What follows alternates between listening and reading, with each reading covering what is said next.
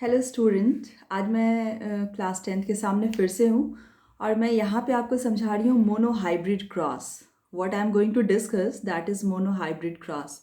My dear students, last time we have discussed when we are dealing with a single character.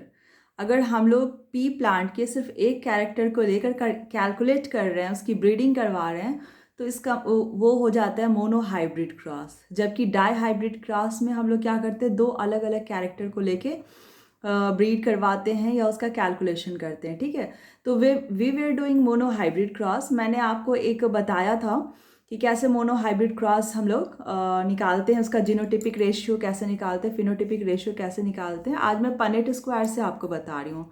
Last time मैंने बताया था, process वही है, same है, but इसमें हमने थोड़ा स्क्वायर बना के उसमें हमने गैमेट्स को सजाया है, फिर हमने उन दोनों का फ्यूज़न करवाया है और फिर हमने रिजल्ट देखा है कि कितने टॉल आ रहे हैं, कितने ड्वार्फ आ रहे हैं। Okay, so I am going to discuss this with you on board. So let's come to the board. दिख रहा होगा मैंने सबसे ऊपर में क्या लिखा हुआ है बच्चों, mono hybrid cross with Punnett square. ठीक है, लास्ट टाइम भी हम लोगों ने यही किया था, बस तरीका अलग था। यहाँ पे देखो, मैंने देखा है यहाँ पे जो साइन मैंने लगाया है ना, सर्कल के ऊपर एरो लगा दिया है, that is the sign of symbol of male. जैसे लड़कों की टीकी छोड़ दी जाती है बहुत जगह और लड़कियों की चोटी बनती है, तो जिसमें ऊपर की तरफ एरो लगा हुआ है दैट डेपिक्ट्स मेल, और जो नीचे की तरफ क्रॉस का चिन्ह है उसको बोलते हैं फीमेल, उस सिंबल को बोलते हैं फीमेल।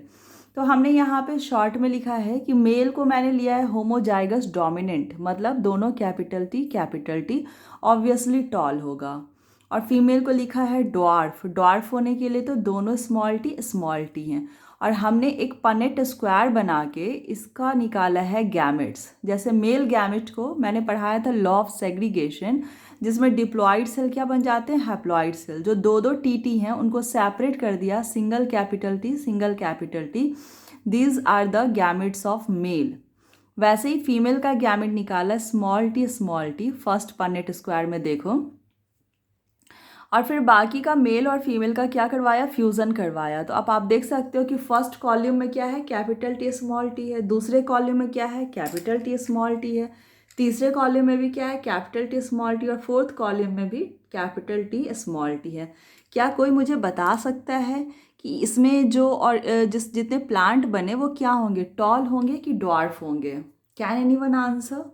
और क्या उस आंसर को तुम डिस्क्राइब कर सकते हो? चलो मैं ही डिस्क्राइब कर देती हूँ यहाँ पे कि कैपिटल टी और स्मॉल टी है तो ये हेट्रोजाइगस कंडीशन है। एक डोमिनेंट जीन है दैट इज कैपिटल टी, एक रिसेसिव जीन है दैट इज स्मॉल टी।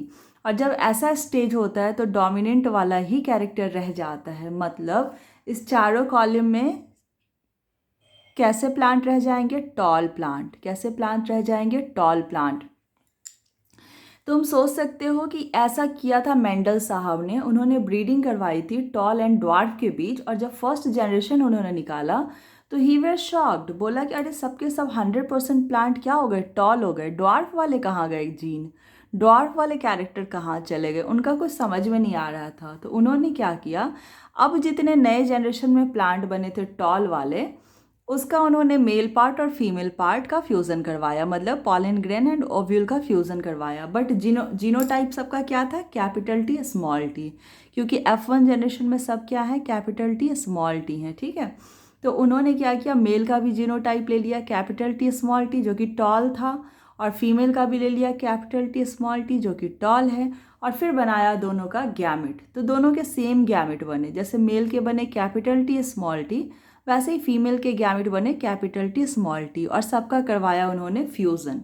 अब देखो, मेल का कैपिटल टी और फीमेल का कैपिटल टी क्या बन गया, homozygous dominant capital T small T. फिर मेल का स्मॉल टी और फीमेल का कैपिटल टी मिलाए तो फिर बना क्या, heterozygous condition that is capital T small T. ऐसे ही करके लास्ट में फीमेल का मेल का अगर रिसेसिव कैरेक्टर आ रहा है तो स्मॉल टी है।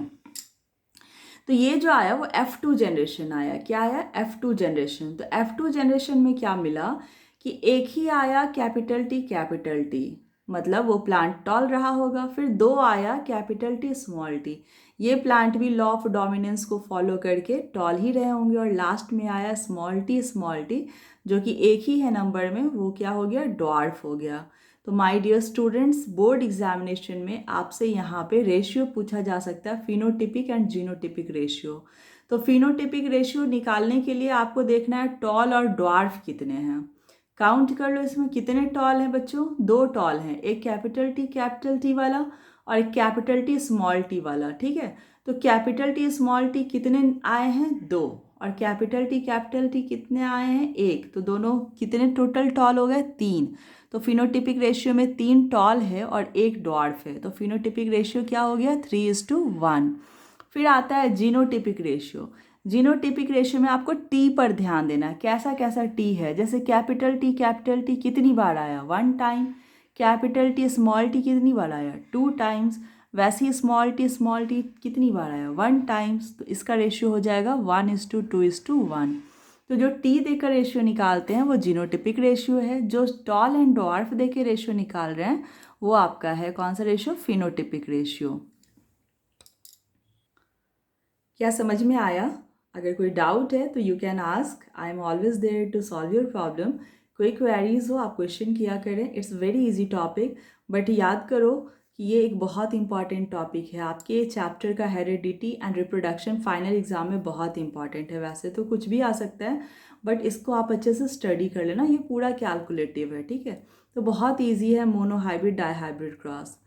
अब अगर मैं आपको होमवर्क दूं कि मेल अगर राउंड है होमोजाइगस डोमिनेंट आर आर और फीमेल अगर रिंकल्ड है स्मॉल आर, क्या इसका तुम F2 जनरेशन का फिनोटिपिक और जीनोटिपिक रेशियो निकाल सकते हो? अगर निकाल लिया तो प्लीज़ उस आंसर को पोस्ट करो। I want to check your answer. Okay class, bye, thank you.